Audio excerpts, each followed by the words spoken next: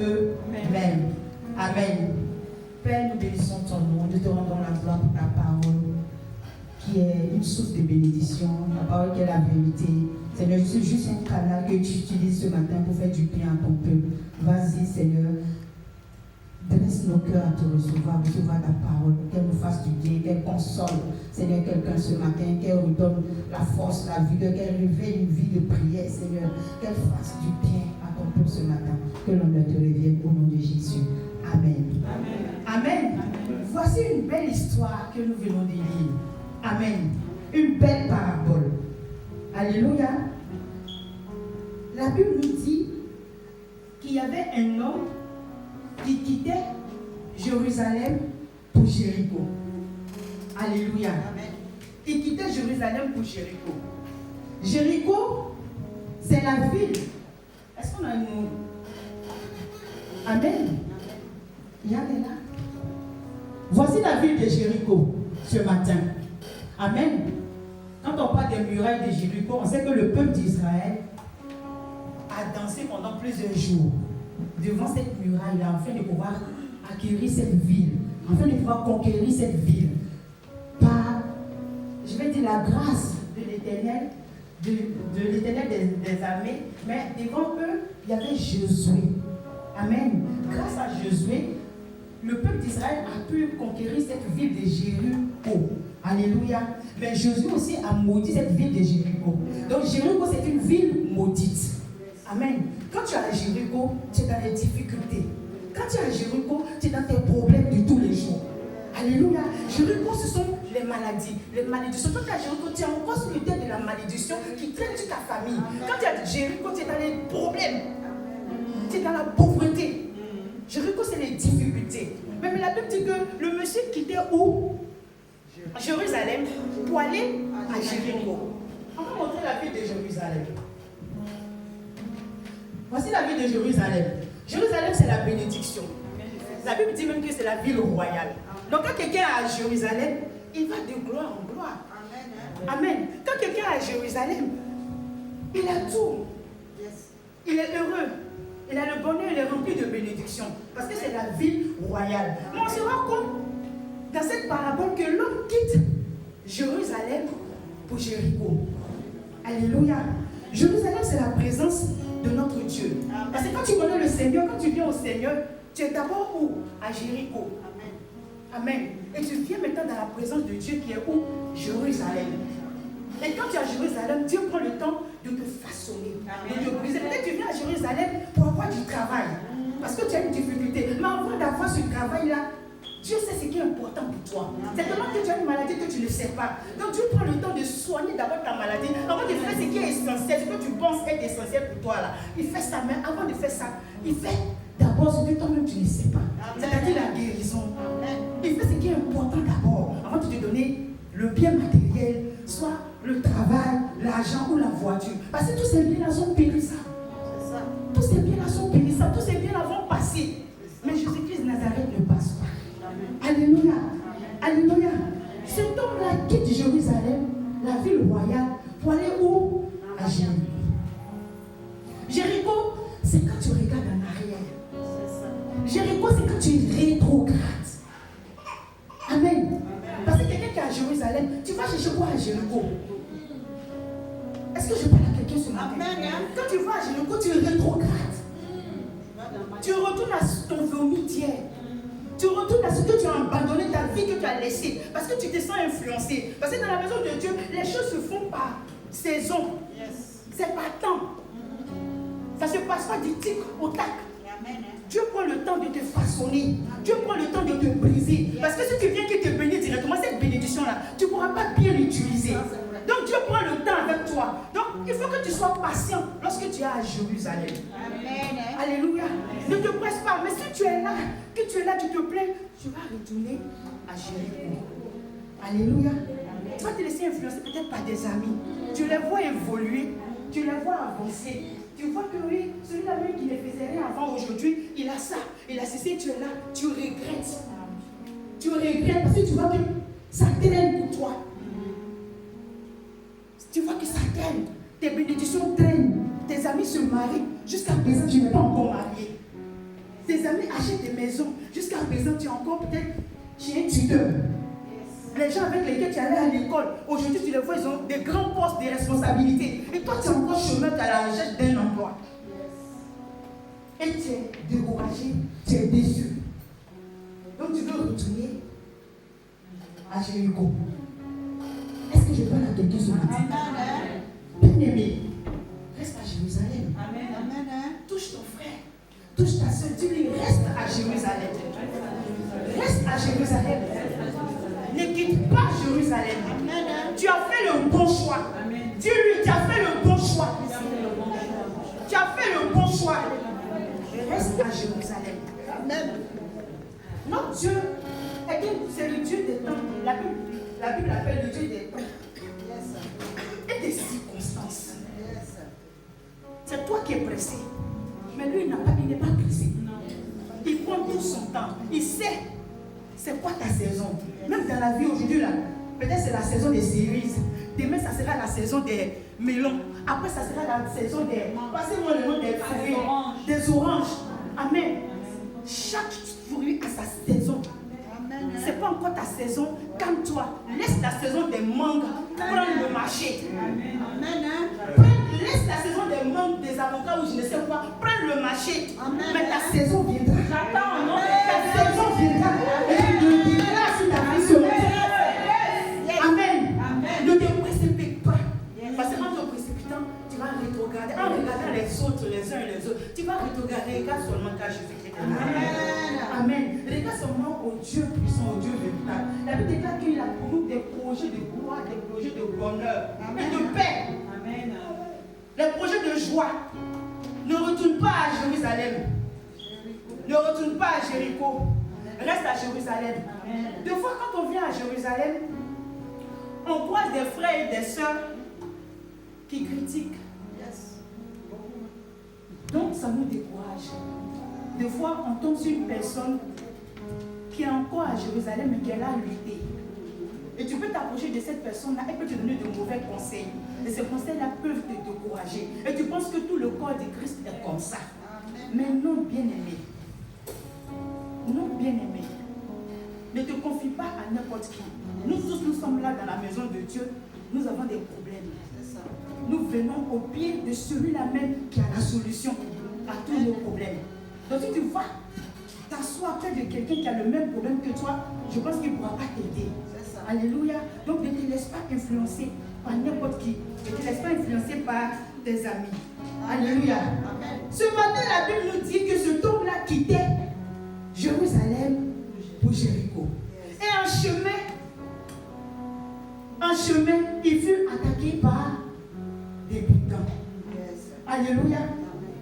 Le chemin qu'il a pris, voilà le chemin qu'il a pris. Je ne sais pas si ce sont des pierres. Un chemin très dangereux. Il y a à peu près 24 ou 25 km entre Jérusalem et Jéricho. Mais cet endroit-là est très dangereux parce qu'il y a des brigands. Amen.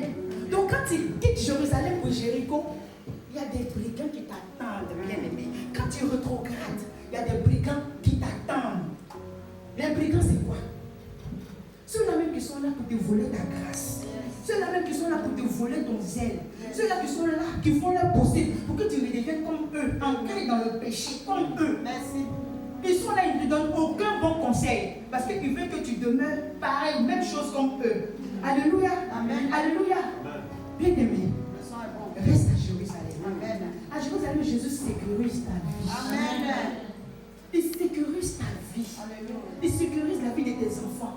Il sécurise tes biens. Tes frères peuvent t'abandonner. Amen. Parce que les brigands qui sont venus attaquer cet homme qui quittait Jérusalem, ils l'ont laissé là, à demi-mort.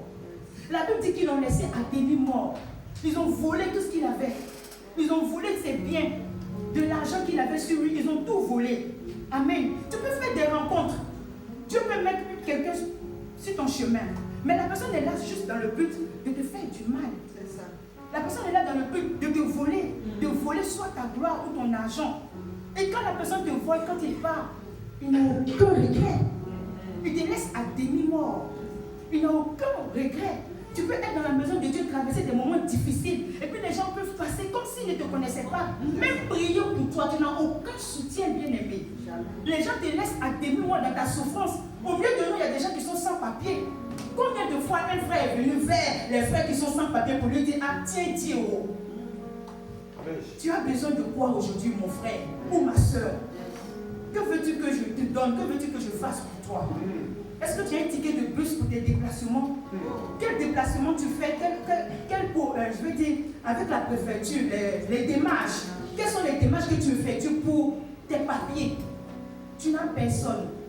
On te laisse seul. À demi-mort, tu te retrouves seul. Même ta famille t'abandonne. Il y a des églises où on t'abandonne. Tu viens à l'église, mais quand tu finis de prier, chacun s'en va de son côté avec ses difficultés. Amen.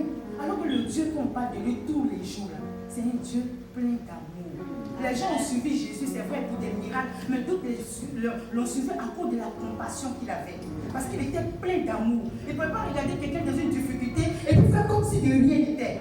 Mais nous, on dit qu'on est héritier de Christ. On fait comme Jésus-Christ de Nazareth. Mais combien de fois on a aidé un frère ou une soeur qui était dans le besoin? Je te pose la question. Bien-aimé, même ta soeur, on te dit, elle ne se porte pas bien, même l'appeler, tu la laisses seule. Tu la laisses seule. Tout ce que tu sais faire, c'est de condamner. Tout ce que tu sais faire, c'est de critiquer. Tout ce que tu sais faire.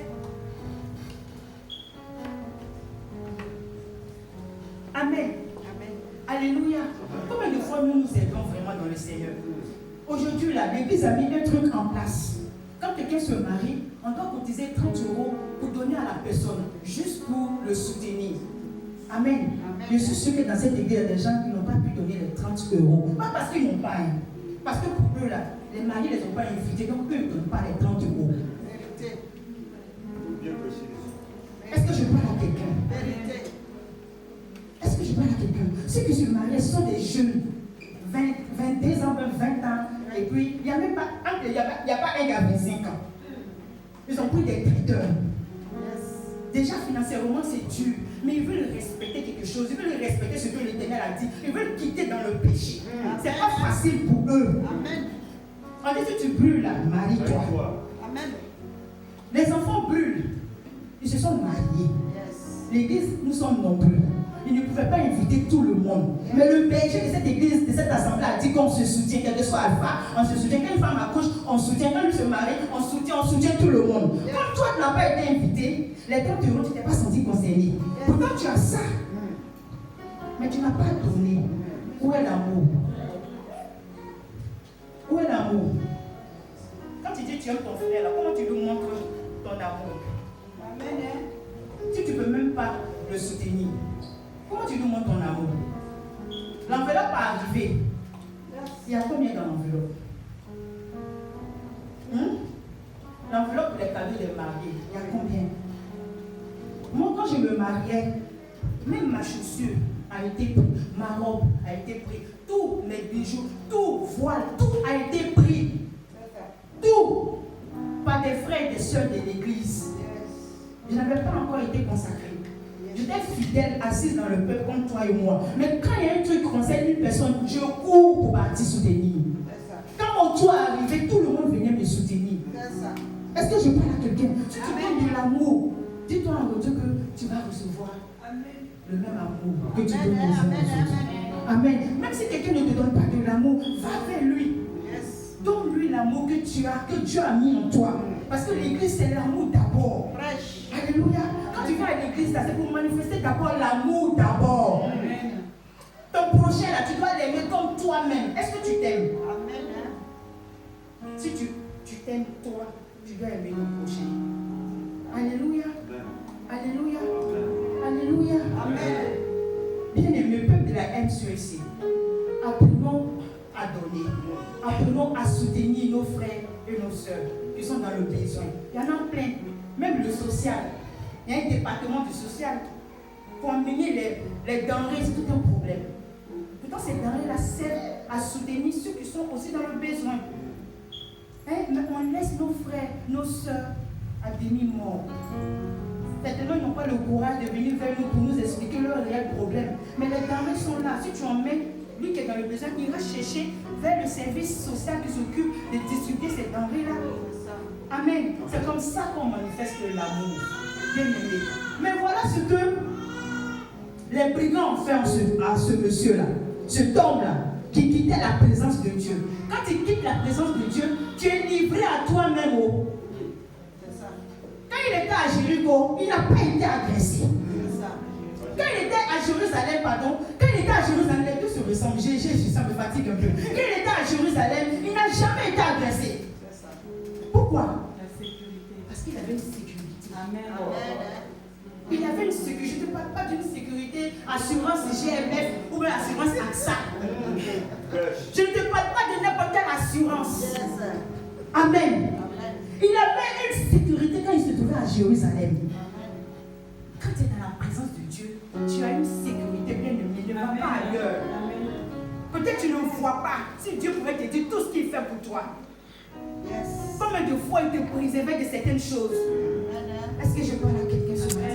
Combien de fois le Seigneur te préservait? Si tu pouvais voir le film de tout ce qu'il faisait, quand tu dors, ce qu'il fait, le combat qu'il mène pour toi, même quand tu marches dans les rues, quand tu es en chemin, en voyage, quand tu prends les transports, si tu savais tout ce que Jésus faisait pour toi, bien aimé, tu n'allais pas t'asseoir pour dire qu'il ne fait rien pour moi.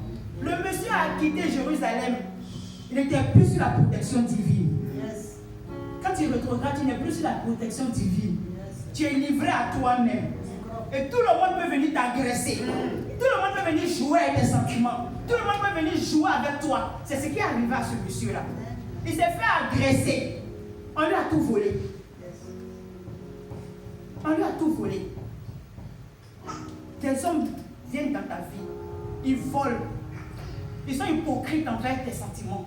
Tu leur dis oui, je t'aime, pourtant dans le fond, il ne t'aime pas. Il veut juste quelque chose. Et quand il a cette chose-là, il te laisse à demi-mort. À demi-mort, tu pleures, ils s'en foutent. Comme le disent les Ivoiriens, il gagne le temps. Il t'abandonne et puis il part. Il te laisse toute seule. Alléluia. Amen. Il reste à Jérusalem. La Bible dit que lorsque le monsieur est tombé à demi-mort, il y a un sacrificateur qui est passé. Un sacrificateur qui est passé. Et qu'est-ce qu'il a fait?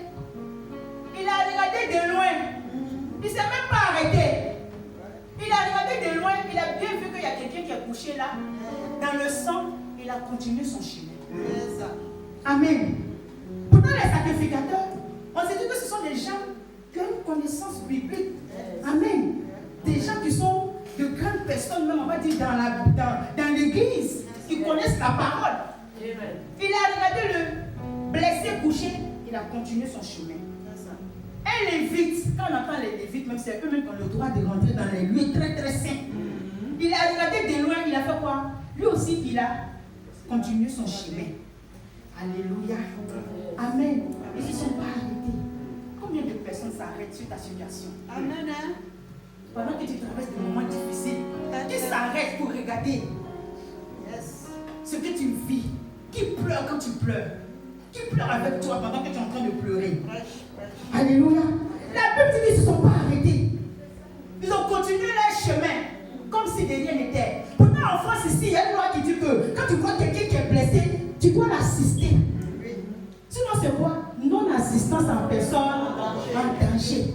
Même la France dit que ça ne se fait pas. Maintenant, rendez-vous compte que des hommes de Dieu même sont passés, ils ont laissé le monsieur blessé là, couché là, sans même prier pour lui, sans le prendre, sans l'aider. Ils l'ont laissé là et puis ils sont partis. Ils n'ont même pas regardé derrière eux. Ils sont partis, ils ont continué leur chemin. Je ne sais pas où ils partaient. Mais ils ont laissé le monsieur mort, blessé, à demi-mort, pas mort, à demi-mort. Mais ils sont partis. Amen. Si Dieu te laisse à demi-mort, il sait pourquoi. C'est parce qu'il n'a pas encore fini avec toi. Ces bandits-là pouvaient le tuer. Ces bandits-là pouvaient le tuer. Ils l'ont tabassé, ils l'ont bien volé, ils l'ont laissé à demi-mort. Pour que Jésus maintenant vienne faire ce qu'il a à faire. Amen. Amen. Si les gens t'ont fait du mal, qu'ils ne t'ont pas encore tué, dis Dieu merci. Amen. Alléluia. Dis Dieu merci. Parce que le Seigneur est ton rédempteur. La Bible dit qu'il s'élèvera pour toi. Est-ce que vous êtes là, peuple de Dieu? Amen. Le Seigneur est ton rédempteur. Il s'élèvera pour toi. Voici Dieu le fort. Amen. Il se lèvera pour toi en dernier. Ils pensent qu'ils t'ont fait mal. Ils pensent qu'ils t'ont détruit. En te volant ta gloire, ils pensent qu'ils ont fini avec toi. Ils sont en train de se réjouir parce que tu souffres. Ils sont en train de se réjouir parce que tu es tombé. Mais l'Éternel n'a pas encore commencé. Maman Sarah nous a dit qu'il te prend de la boue. Parce qu'il faut que tu sois au plus bas pour qu'il puisse te prendre. Parce que quand tu es en haut et puis il te prend là, le témoignage là, ne touche pas vraiment. Il faut que tu sois au plus bas. Parce que quand il va te prendre là, il te prépare un témoignage très dangereux. Est-ce que je parle à quelqu'un ce matin? Ils l'ont frappé, ils l'ont volé. Et puis ils l'ont laissé en train d'agoniser dans son sang. Et puis ils sont partis. Ils sont partis. Et les hommes de Dieu sont passés. Ils ont regardé de loin. Ils sont partis aussi. Sans l'aider. Alléluia. Amen. Des fois, les hommes de Dieu ne peuvent pas faire grand chose. Parce que dans les églises, là, ils vont le prendre, peut-être ils sont appuyés même. Donc, on dit un homme, un sacrificateur. Certainement, il était sur un sacrificateur. On ne dit pas s'il était sur un âne. Parce que le bon samaritain qui est passé, il était sur un âne, donc il a pris le temps de porter le monsieur. Mais le lévite, le sacrificateur qui passait, il n'avait rien. Il marchait. Peut-être qu'il n'avait rien pour aider, pour secourir le monsieur. Mais en tant que chrétien, on a toujours quelque chose. Quand le Saint-Esprit est en toi, tu ne peux pas voir quelqu'un dans une situation difficile, puis tu vas passer. Toi-même là-devant, tu ne seras pas tranquille. Tu ne seras pas tranquille. Tu ne seras pas tranquille parce que tu sais, il va mourir. Tu ne l'as pas aidé, il va mourir. Peut-être qu'ils ont eu peur aussi de se faire agresser en descendant. Peut-être les voitures sont cachées, ils sont loin. Si eux aussi ne font pas attention, c'est tellement qu'ils vont se faire agresser. Mais ils n'ont pas d'excuses. Parce qu'ils n'ont pas assisté ce monsieur qui était en train d'agoniser, qui était couché là à demi-mort. Amen. Est-ce que je parle à quelqu'un ce matin? Combien de personnes s'arrêtent dans ta situation bien-aimée? Le Samaritain s'est arrêté. Alléluia. Amen. Il s'est arrêté.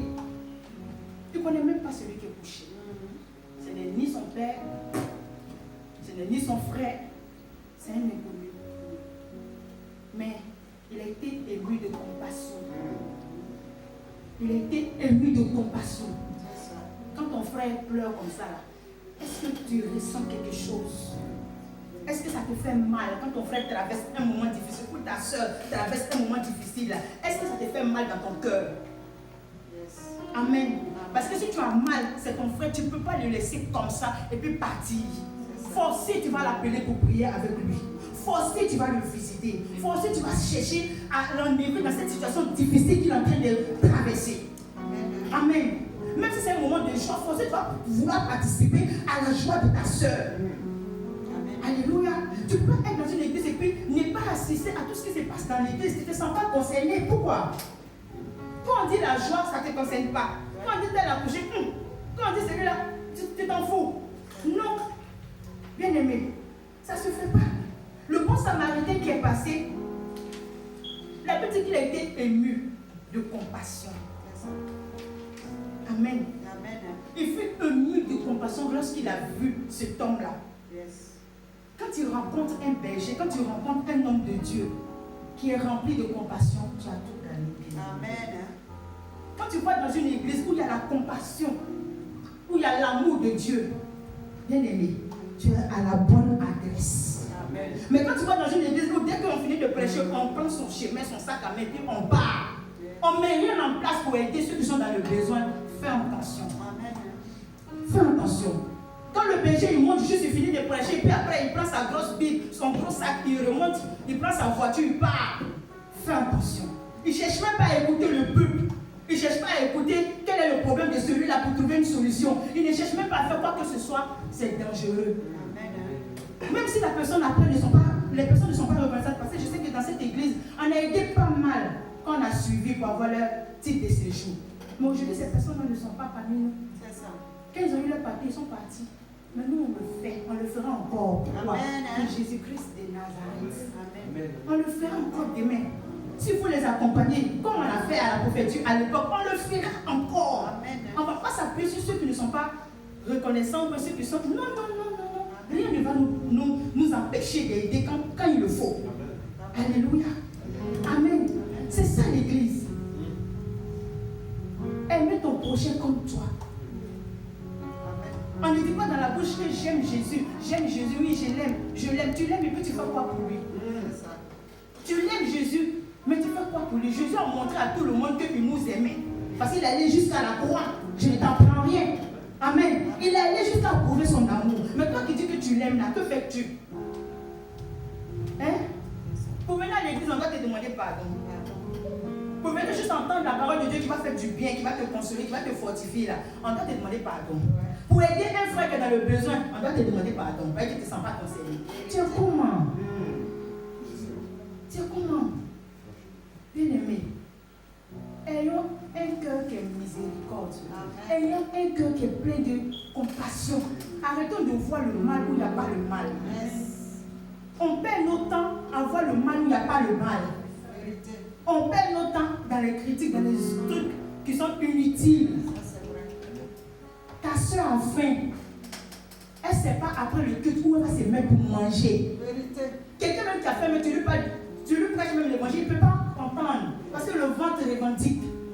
Donc tout ce que tu dis, il n'entend pas. Mais toi, ce que tu veux faire d'abord, c'est de lui parler de Jésus. Donne-lui à manger d'abord. Quand il est rassasié, il pourra mieux t'entendre. Règle la solution de ton problème qui est dans le moment difficile, de ton ami qui est là chercher du travail. Si on demande des gens dans ton travail, prends son CV, dis-lui pour qu'il parte déposer, pour qu'il y ait un boulot. Amen. Alléluia. Arrêtons de passer notre temps à faire des choses qui sont inutiles. Amen. Le Samaritain s'est arrêté. Alors qu'à cette époque-là, les Juifs ne considéraient même pas les Samaritains. Il y avait une petite guerre entre les Samaritains et les Juifs. Les Juifs disaient qu'eux sont le peuple choisi et les Samaritains ne sont pas le peuple choisi et ne sont pas bons. Mais là, l'apparence. On est là, on juge les hommes, les personnes par leur apparence. Quand on nous dit d'aller évangéliser dans les rues d'Orléans, on regarde bien qui c'est les bien habillés. Ça à elle, je vais annoncer Jésus. Quand quelqu'un vient à l'église, il est bien habillé, après il va s'asseoir devant. Mais non, c'est pas ça. Jésus a besoin de tout le monde. Amen. Laissez les gens venir avec leurs piercings, leurs tatouages, leurs trucs, leurs losses du sac. Laissez-les venir. Amen. Ne bloquez personne à la porte. Jésus est venu pour ces personnes-là. Jésus est venu pour la femme adultérienne. Jésus est venu pour celui-là même qui est bandit. Jésus est venu pour tous ceux-là même qui ont été rejetés. Il n'a pas fait de tri. Il a aimé tout le monde. Il a allé à la fois pour tout le monde. Laissez le drogué venir. Laissez celui qui aime boire l'alcool venir à Jésus. C'est la parole qui va le transformer. Toi, tu ne peux pas, mais Jésus seul le changera. Amen. Même s'il est encore dans la présence de Dieu, qu'il a encore ses piercings, laisse-le. Quand la parole va le toucher, tu ne pourras même pas lui parler. De lui-même, il va enlever ses piercings. De lui-même, il va retirer ce qu'il faut retirer. Amen. Arrêtons de juger les gens par l'apparence. Amen. Si on devait s'appuyer sur l'apparence, le sacrificateur et le lévite devaient être les premières personnes à soigner ce monsieur-là. Mais ils l'ont abandonné. Ils l'ont laissé livrer à lui-même. Ils l'ont laissé livrer à lui-même. Et c'est quelqu'un d'autre qui n'est même pas considéré comme un chrétien. Quelqu'un certainement qui ne connaît même pas Jésus-Christ de Nazareth, qu'on appelle païen. Celui qui a aidé ce monsieur-là. Amen. Alléluia. Est-ce que je parle à quelqu'un sur ce matin? Amen. Arrêtons de regarder juste au discours. Non, regardons maintenant aux actions. Tu dis tu m'aimes, comment me prouves-tu ton amour? Amen. Mon dolo, comment me prouves-tu ton amour? Amen. Comment tu me montres que tu m'aimes? Comment je te montre que je t'aime? Il y en a qui sont ici, mais on n'a même pas nos numéros. On ne s'appelle même pas. Tu ne vois pas ta soeur. Tu ne sais même pas qu'est-ce qu'elle traverse, tu ne l'appelles même pas, tu ne sais même pas où elle est, tu ne sais même pas dans quel problème elle est, peut-être qu'elle a besoin de parler à quelqu'un, tu n'as même pas son numéro. Pourtant vous êtes dans la même assemblée. C'est dangereux. Bien-aimé. Amen. Ce Jésus dont je te parle ce matin est compatissant. Donc sois compatissant. Ce Jésus que je te parle ce matin, que je t'annonce ce matin, est plein d'amour. Il ne juge pas. Il ne juge pas aux apparences. Il ne regarde pas aux apparences. Il a besoin des cœurs. Parce que c'est les cœurs qui touchent, c'est les cœurs qui transforment. Alléluia. Amen. La Bible dit que Samaritain n'a pas fait que s'arrêter. Mais qu'est-ce qu'il a fait d'autre? Qu'est-ce qu'il a fait d'autre? Avant de soulever le monsieur, il a pris le temps de le soigner. Ça veut dire que quand tu viens déformé dans une église et que tu trouves un homme de Dieu qui est compatissant, il prend le temps de te guérir d'abord, guérir de tes blessures. Il a pris le temps de le soigner. Qu'est-ce qu'il a fait d'abord? Il a versé de l'huile, qui est considérée comme l'huile d'onction. Amen. Quand l'homme de Dieu, tu viens, la parole, ça te touche, ça te remplit. Il te verse de l'huile, il te consacre. Amen. Alléluia. Et puis, il fait quoi? Il a bandé ses blessures. Donc, il a désinfecté parce qu'il y avait du vin. Le vin qui est considéré, dans le vin, il y a un peu d'alcool, donc c'est considéré comme un antiseptique pour ceux qui sont... Un désinfectant. Un désinfectant, ok. Donc, il a enlevé les microbes. Il a mis de l'huile. Il a bandé la plaie du monsieur. Avant de le porter maintenant sur son âne. Et puis l'envoyer où? Dans une auberge. Amen. Est-ce que je parle à quelqu'un ce matin? Quand tu vas dans les rues d'Orléans, c'est tellement que tu croises quelqu'un qui est dans une situation, qui traverse une situation difficile, ou même ton frère à l'église. Tu ne le prends pas directement pour l'emmener à l'église. Tu prends le temps de résoudre son problème qu'il a. Une fois, la Sainte Marie sur la chair disait qu'elle annonçait Jésus à une dame et la femme lui a dit aujourd'hui, la même ne sait même pas où dormir. Elle a pris sa carte. Elle allait dans un hôtel acheter une chambre d'abord pour la fille, pour la personne. Et elle lui a donné rendez-vous le lendemain à l'église. La personne est venue. C'est comme ça.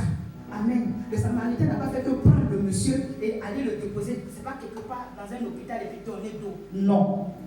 Il a commencé par soigner d'abord le monsieur. Il a pris soin de lui. Il a soigné ses blessures. Il a donné la parole. Il a donné l'onction. Il a eu le père. Il a eu le rôle d'un père, d'un berger, d'une maman, d'un papa, d'un homme de Dieu. Amen. Il a eu le cœur d'un homme de Dieu. C'est ça le rôle d'un pasteur. C'est ça le rôle d'une servante de Dieu. Amen. Te donner à manger, s'occuper de toi, s'occuper des âmes, les âmes que Dieu nous amène là. Ce ne sont pas nos âmes, ce sont les âmes de l'Éternel. Il nous les confie pour que nous puissions en prendre soin. Ce ne sont pas tes âmes. Mais quand ils viennent là, il faut qu'il y ait un changement. Parce que Dieu les emmène parce qu'il veut faire quelque chose dans leur vie, de leur situation actuelle. Il veut les emmener vers la gloire.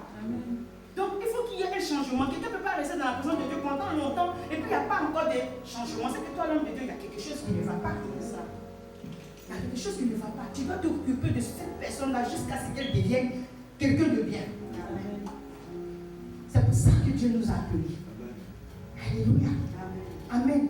Donc, le Samaritain a pris le monsieur, il a dirigé où? Vers une auberge.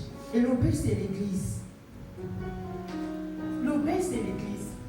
Afin que le monsieur reste dans la parole et grandit spirituellement. Alléluia. Donc, quand tu es à l'église, tu as choisi la bonne part. Quand tu viens à l'église, tu fais bien d'être là. Amen. Tu fais bien d'être là, bien aimé. Ne goûte pas ce que les autres disent à côté.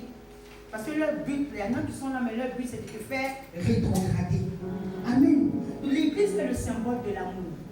Amen. Le Saint-Esprit en toi est le symbole de la miséricorde, de la compassion. Donc quand on dit qu'on est chrétien, on est plein d'amour.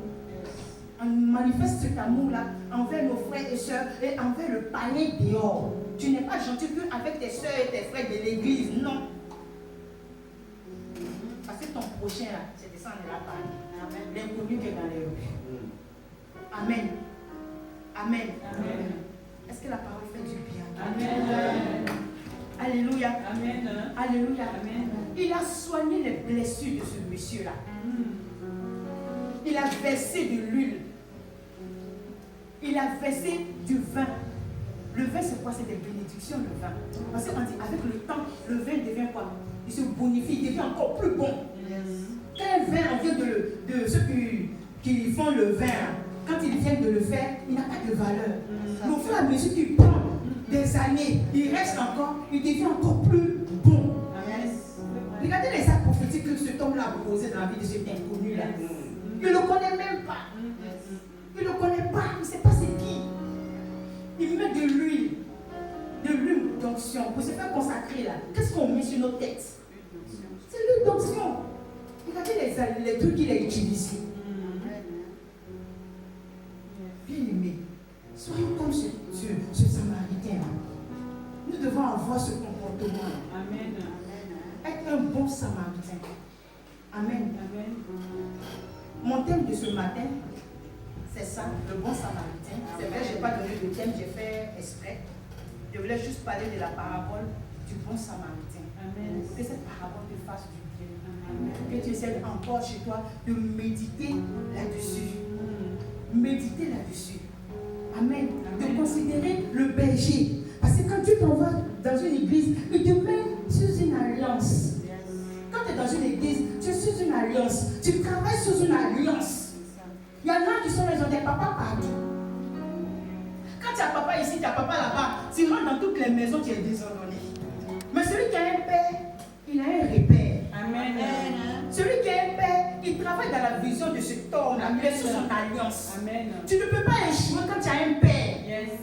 Parce que quand tu as un père, il te donne des conseils. Amen. Il te dit comment marcher. Amen.